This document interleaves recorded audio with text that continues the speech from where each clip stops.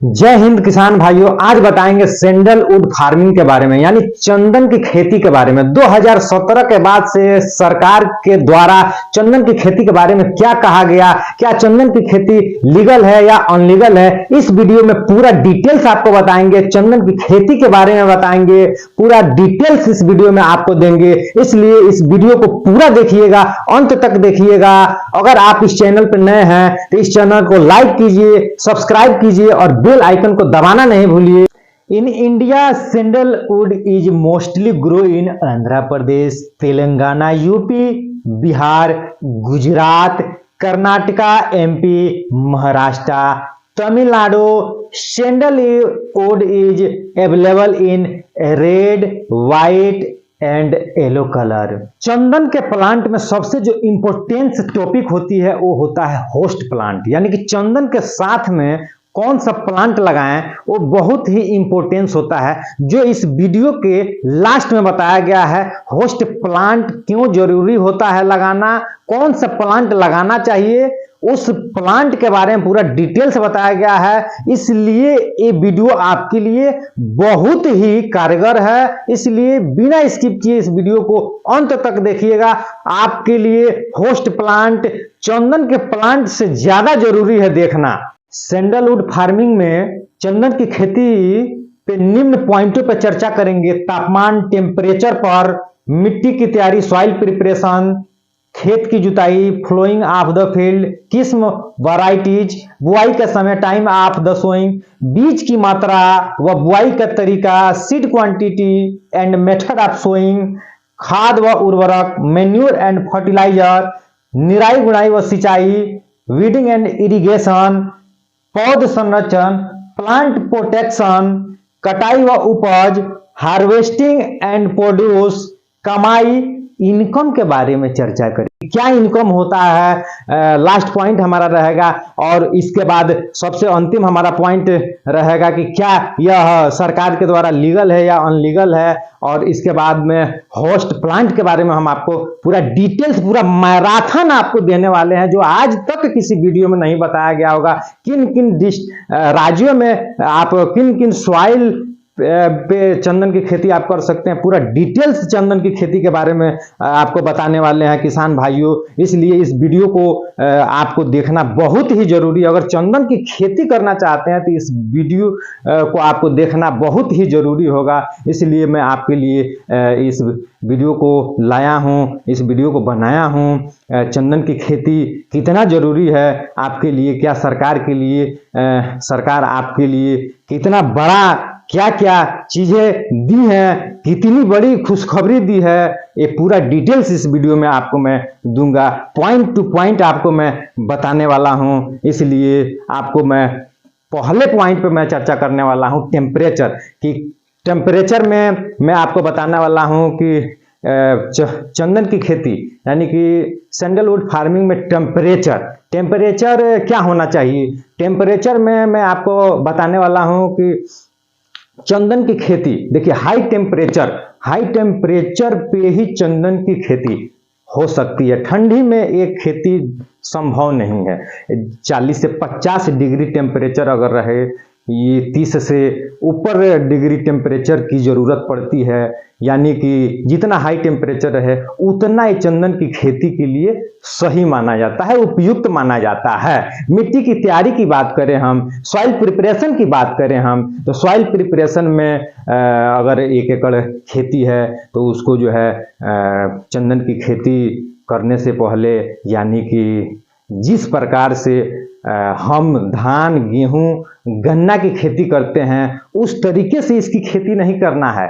ये बिल्कुल ही पानी इस खेत में नहीं लगना चाहिए। इसको जो है मेड़ पे, देखिए हम तो कहते हैं कि पहले आप 1, 2, 3 प्लांट की खेती करें, क्योंकि 1, 2, 3 प्लांट अगर आप लगाते हैं तो आपको पूरा डिटेल्स आपको पता चलता है कि 1, 2 प्लांट में आपको 2-3 सालों में अनुभव की प्राप्ति होगी। अनुभव जब तक आपको मिलेगा नहीं तब तक आप कोई भी बिजनेस करना आपके लिए सही नहीं होगा। इसलिए क्योंकि इसमें होस्ट प्लांट की जरूरत पड़ती है, इसलिए आप जो है सॉइल मिट्टी की जो तैयारी होती है 10 टन गोबर की खाद अगर जैविक मिलता है तो जैविक डाले बहुत बेटर रहता है, क्योंकि 10 कुंटल 15 कुंटल जैविक 1 एकड़ खेत के लिए बहुत ही उपयुक्त माना जाता है। बाकी इसके अलावा NPK बहुत ही ज़रूरी रहता है, माइक्रोन्यूट्रिएंट की बहुत ही ज़रूरी होता है, क्योंकि ये पैरासाइट्स प्लांट है। पैरासाइट्स आप जानते हैं? नहीं जानते हैं। अगर नहीं जानते हैं तो जानिए पैरासाइट्स क्या। ये जो चंदन की खेती है ये पैरासाइट्स है, यानी कि अपना भोजन जो है होस्ट प्लांट, होस्ट यानी दूसरे के प्लांट से लेता है, यानी अपना भोजन बनाता नहीं है, यानी कि कुछ माइक्रोन्यूट्रिएंट्स जो है दूसरे पौधे से लेने का काम करता है। इसके साथ साथ आपको दूसरा पौधा लगाना पड़ता है, इसलिए मिट्टी की जब तैयारी करते हैं तो माइक्रोन्यूट्रिएंट देना बहुत ही जरूरी होता है। इसलिए आप गोबर की खाद माइक्रोन्यूट्रिएंट जरूरी होता है देना। इसलिए पीएच बहुत ही जरूरी है, आपको पीएच जांच करवाना होगा। 6 से 7.5 पीएच वाले मिट्टी में, यानी कि पावर ऑफ हाइड्रोजन जिसको बोलते हैं, उसमें आप वाइट चंदन लगा सकते हैं। उससे कम अगर पीएच है तो आप रेड चंदन लगा सकते हैं। खेत की जुताई आप 2 से 3 बार कल्टीवेटर से आप कर सकते हैं, और मिट्टी भुरभुरा होना चाहिए। मेड़ पे पानी नहीं लगना चाहिए, मेड़ पे ही जो है आप चंदन को लगवाएं। बाकी आप डिस्टेंस जो है, डिस्टेंस तो आप जान ही रहे हैं, डिस्टेंस क्या होनी चाहिए। प्लांट से प्लांट की दूरी जो है 15, प्लांट से प्लांट की दूरी जो है 15 फीट की दूरी होनी चाहिए। 12 से 15 फीट की दूरी बेटर मानी जाती है।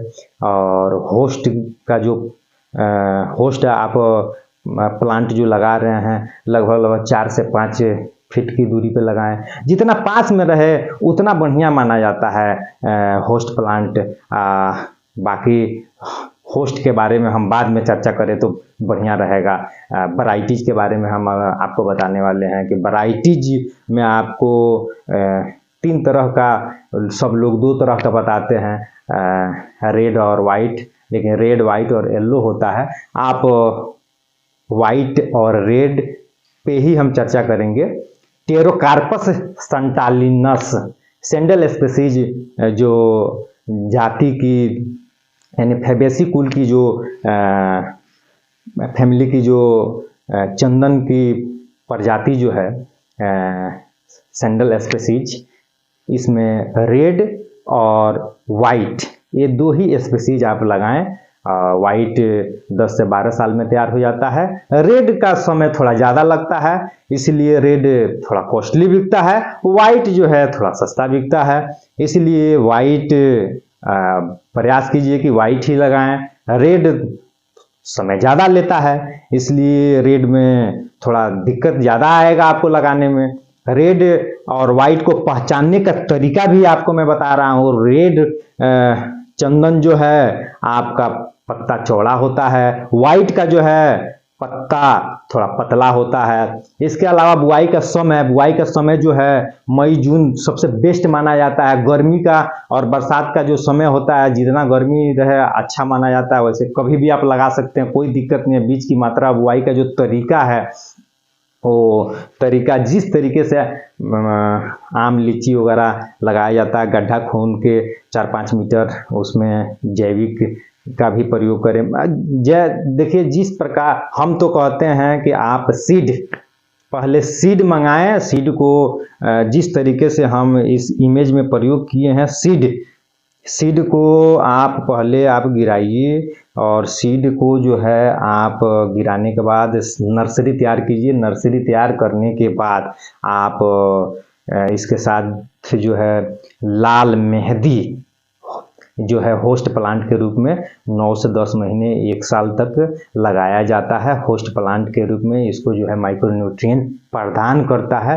होस्ट प्लांट के रूप में ये पैरासाइट्स होते हैं। चंदन का प्लांट जो है, आप लोरेंथस को आप देखे होइएगा, आम के पौधे पे बांझ के टाइप में लोरेंथस को आप देखें, बहुत हरा भरा दिखाई देगा। लोरेंथस चौड़ा चौड़ा पत्ता होता है आम के पौधे पे, देखे होइएगा, जड़ नहीं होता है उसमें, चौड़ा पत्ता होगा, बहुत हरा भरा पत्ता। वैसे ही चंदन का भी पौधा आप देखिएगा तो बहुत हरा भरा दिखाई देगा, बहुत ज्यादा पौधा पत्ता होता है चंदन के पौधे में, और बहुत हरा भरा दिखाई देता है। क्यों? क्योंकि पैरासाइट्स होता है, दूसरे से भोजन चूसता है।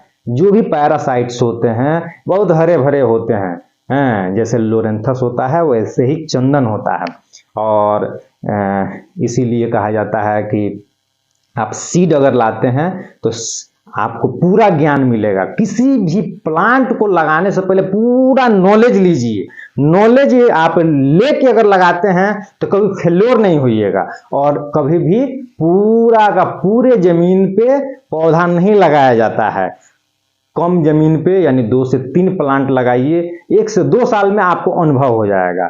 1 से 2 साल में अनुभव होने के बाद आप 1 एकड़ 2 एकड़ 3 एकड़, ऐसा नहीं है कि बहुत सारे यूट्यूबर जो हैं, यूट्यूब पे मैंने देखा है बहुत सारे वीडियो बनाए हैं, वीडियो में बनाने के बाद 1 एकड़ में 4 करोड़ 5 करोड़ ऐसे ऐसे चीज़ों का प्रयोग किए हैं। देखिए किसान बंधुओं, आपको मैं बताना चाहता हूँ कि देखिए पैसे पे मत जाइएगा, पैसा नहीं सुनिए आप। चंदन का प्लांट पैरासाइट्स होता है, सूख जाएगा सारा पौधा, नुकसान हो जाएगा आपको। इसलिए 4 करोड़ 5 करोड़ 10 करोड़ पे मत जाइए। पहले आप नॉलेज लीजिए, समझिए, समझने के बाद आप पूरा 10 हेक्टेयर लगाइएगा। पहले 2 3 4 प्लांट लगाइए, समझिए, अनुभव लीजिए। अनुभव लेने के बाद बहुत सारे लोग हैं कमेंट बॉक्स में डेयरी फार्म के बारे में पूछते हैं। डेयरी फार्म में 30 40 40 50 50 100 गाय लेके आ जाते हैं। मैं बताता हूं कि देखिए 2 3 4 गायों से ही स्टार्ट कीजिए, अनुभव लीजिए। बकरी पालन में भी देसी बकरी से मैं बोलता हूं स्टार्ट कीजिए, बीमारी नहीं लगेगी। लेकिन लोग समझता नहीं है, नुकसान लग जाता है। उसके बाद बोलते हैं डॉक्टर साहब थोड़ा आके इलाज कीजिए, फिर मैं जाता हूँ नुकसान लग जाता है। इसलिए मैं इसमें भी आपको मैं बता रहा हूँ कि पहले कम प्लांट से ही स्टार्ट कीजिए, कम प्लांट से स्टार्ट कीजिएगा, अनुभव होगा। अनुभव होने के बाद आप जो है पूरे एकड़ का एकड़ प्लांट लगाइएगा। तो मैं बात कर रहा था कि आप सीड मंगाइए, सीड को आप नर्सरी में जर्मिनेट कीजिए। जर्मिनेशन करने के बाद आप उसमें लाल मेहंदी लगाया जाता है। लाल मेहंदी उस होस्ट के रूप में, होस्ट यानी कि उसको, देखिए मैं थोड़ा सा सिंपल लैंग्वेज में आपको समझाना चाहता हूं। देखिए आम का जैसे बीज होता है ना, वैसे ही चंदन का बीज होता है। ये देखिए ये चंदन का बीज है।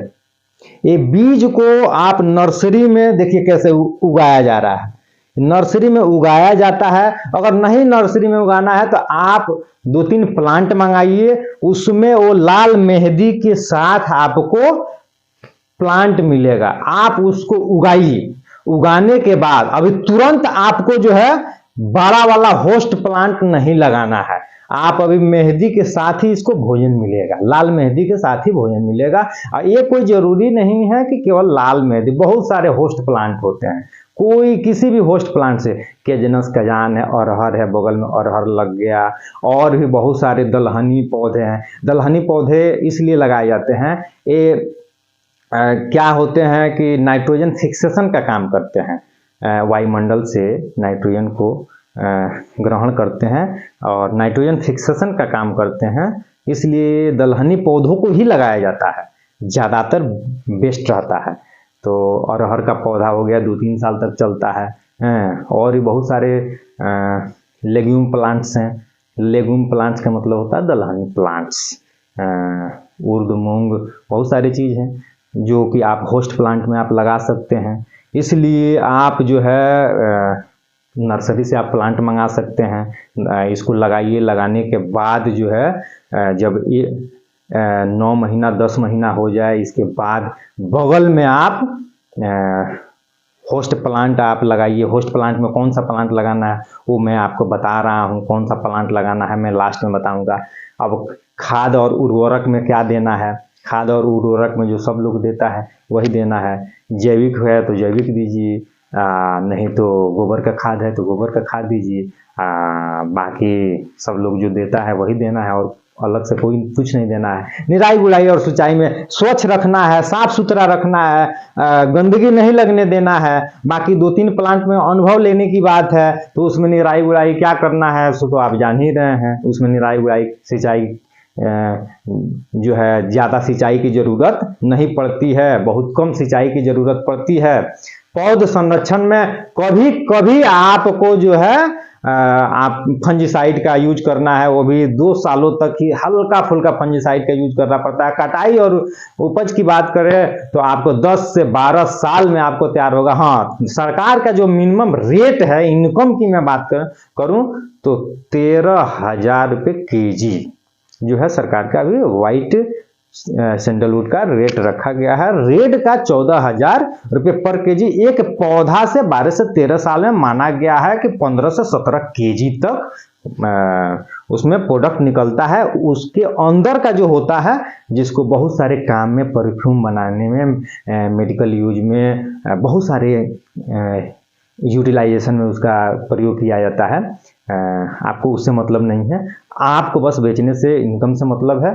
जिसको 13,000 से लेके 15,000 के बीच में अभी का रेट है। बाकी 10 साल बाद क्या रेट होगा वो मैं नहीं बता सकता हूँ। हो सकता है कि 20,000 से लेके 30,000 रुपये तक का रेट रहे, लेकिन अच्छा खासा रेट देता है। लगभग 2 लाख, 4 लाख, 5 लाख रुपये पर प्लांट आपको दे के जाएगा। उसमें कहीं से कोई दिक्कत नहीं है। हाँ, और संरक्षण की बात करें तो आपको सुरक्षा बढ़िया से करना है। अच्छा सुरक्षा नहीं रहेगा तो पुष्पा फिल्म तो देख ही रहे हैं कितना बढ़िया से चोरी होता है। हाँ, सांप की बात जो होती है कि चंदन के पौधा पे जो सांप लिपटा रहता है, ये सब कहावत है, ऐसा कोई बात नहीं है। सब चोरी से बचाने के लिए ये सब कहा जाता है। और हाँ, आपको बताएं कि इलीगल है या अनलीगल है तो मैं आपको बताना चाहता हूं कि सरकार के तरफ से बिल्कुल फ्री कर दिया गया है। ये 2017 के बाद से ऐसा बोल दिया गया कि आप हर किसान, हर व्यक्ति इस चंदन की खेती को कर सकता है। नर्सरी पे 100 से 120 रुपये पर प्लांट मिलता है। होस्ट प्लांट जो है 40 से 50 रुपये प्लांट मिलते हैं। किसी प्रकार का कोई दिक्कत नहीं है। हाँ, बेचने की जहां तक बात है तो बेचने में आप जो है थोड़ा सा एक परमिशन लेने की जरूरत होती है कि कहीं चोरी वोरी का तो माल नहीं है। एक परमिशन ले लीजिए कि हाँ, हमारी अपनी संपत्ति है, हम बेचना चाहते हैं, बस बेच लीजिए, कोई कहीं से कोई दिक्कत नहीं आएगा। और बिल्कुल ही जो है बैन नहीं है, आप लगा सकते हैं, चंदन की खेती कर सकते हैं, कमा सकते हैं, आपका धन है, कहीं से कोई दिक्कत नहीं होगा। बिल्कुल फ्री कर दिया गया है। कोई भी इस चीज को कर सकता है, कोई भी व्यक्ति इस चंदन की खेती को कर सकता है। बिल्कुल ही बैन नहीं है, कोई भी आदमी कमा सकता है। आपको मैं होस्ट प्लांट के बारे में आपको बताना चाहता हूं। कैजुरेनेसी फैमिली का कैजुरेनेसिया एक्यूसेटिफोलिया प्रजाति का पौधा है, जो हिंदी भाषा में इसे जंगली सरू या बिलायती सा या जंगली झाओ कहा जाता है। बंगाली लोग इसे बेलती झाओ के नाम से जानते हैं। तमिल भाषा में इसका नाम चौक सबकू है और तेलुगु भाषा से में यह सर्व है। केसुरिना वृक्ष एक बड़ा तेजी से बढ़ने वाला सदाबहार पेड़ है, जिसमें छोटे शंकु और बड़े सीधे तने होते हैं। सबसे बड़ी बात इस पौधे का ये है कि ये बहुत सीधा बढ़ता है, बहुत तेजी में बढ़ता है। इसको पास में लगाने से फायदा ये मिलता है कि बहुत सीधा बढ़ता है और सीधा बढ़ने के बाद ये किसी भी प्रकार से चंदन के पौधे को नुकसान नहीं पहुंचाता है और बहुत तेजी से ग्रो करता है। और उस मरुस्थलीय पौधों जगहों पे या अगर पानी की कमी हो वहाँ पे भी इस पौधे को लगाने पे बहुत तेजी ग्रो करता है और सीधा जाता है। और चंदन के पौधे में पत्तियों की संख्या बहुत ज़्यादा होती है, इसलिए ये उसको नुकसान नहीं पहुंचाता है और सीधा बढ़ता है। और उससे तेजी से बढ़ने की वजह से ये पौधा उसके लिए बहुत ही अच्छा माना जाता है, इसीलिए कैजुरिना पौधा ही बेटर